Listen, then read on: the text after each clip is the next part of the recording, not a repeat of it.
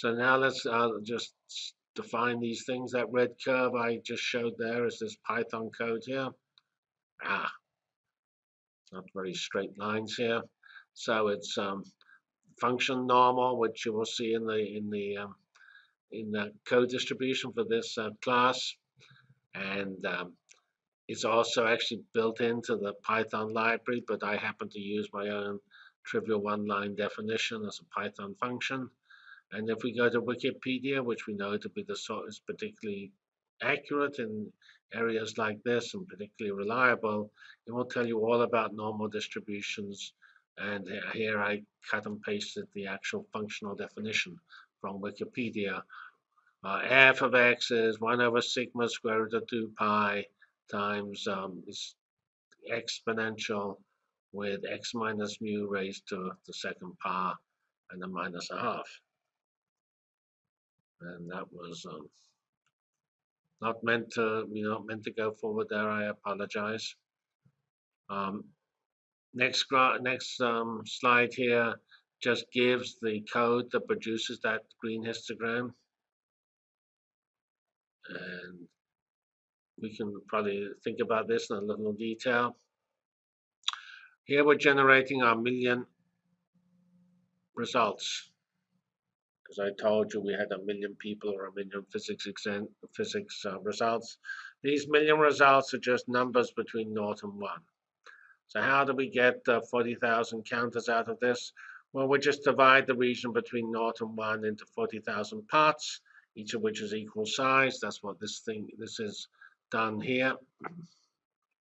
We take the number between 0 and 1, multiply by 40,000. That gives us a number between 0 and 40,000, or 40,000 minus a little bit, because we'll never get the value 1. And then we make it into an integer, which runs between 0 and 39999. And then we increment, that's the place or the result or the answer or the physics final state over the 40,000 possible final states. And we increment the counter corresponding to this place. And so this counter here is the thing that gets histogrammed.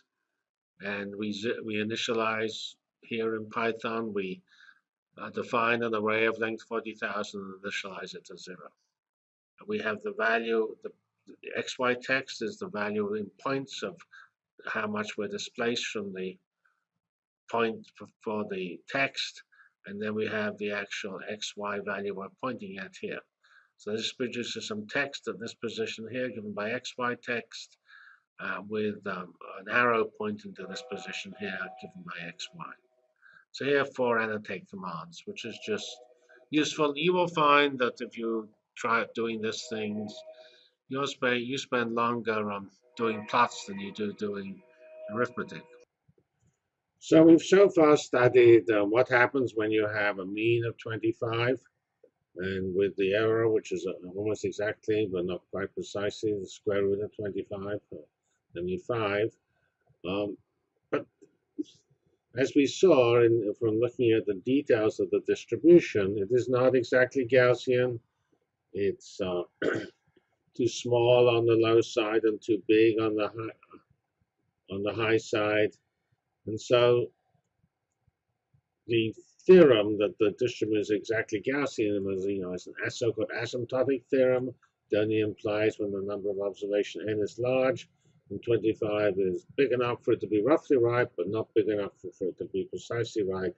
So we'll go up to a factor of 10 to 250 as the mean, exactly the same idea, but just multiplying the average value per bin to 250 and multiply it by a factor of 10. This should give us more reliable answers. So here's a similar result, but instead of having 1 million people or 1 million physics events, we have 10 million. And we only have 40,000 possible answers. So now we have 250 as the midpoint. And here's the same normal distribution is now plotted with a mean of 250 and an error which is the square root of 250.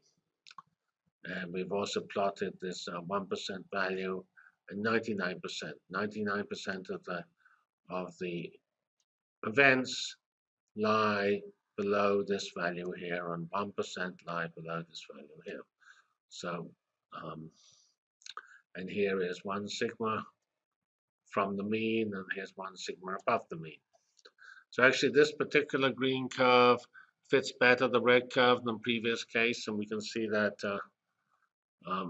later when we actually plot the error bars. And so this slide here goes through this what I just said. We have 10 million events, but still 40,000 categories.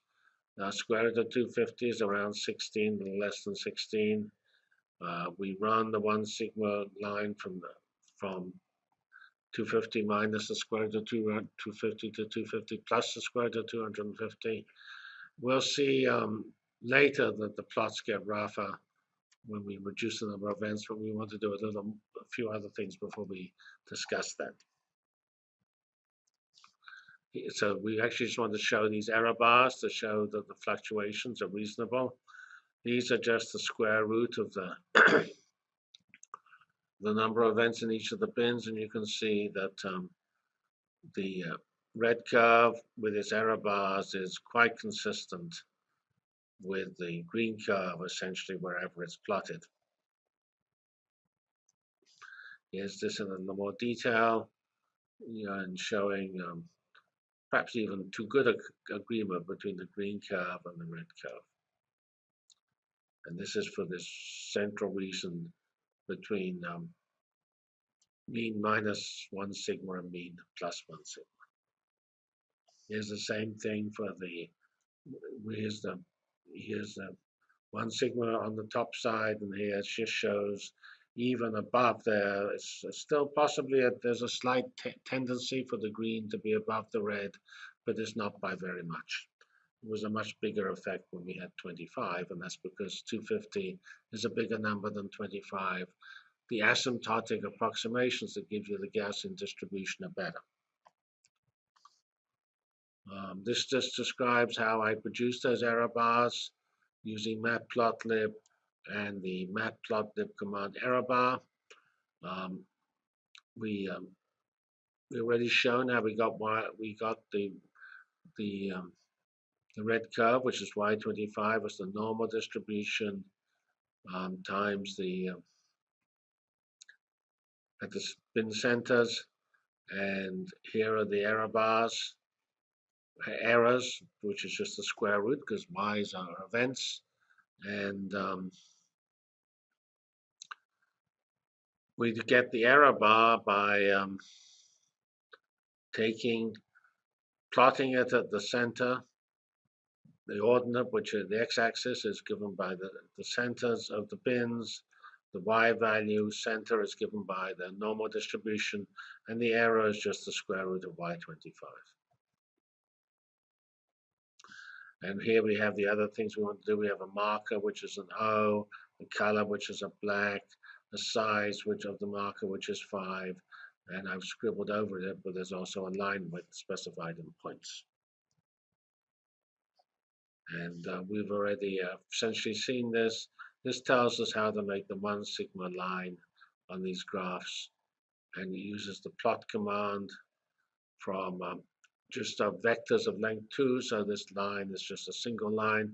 If you do a plot like you do of the normal distribution, then you have longer vectors and you get a smooth curve. Yes, we're just doing one line.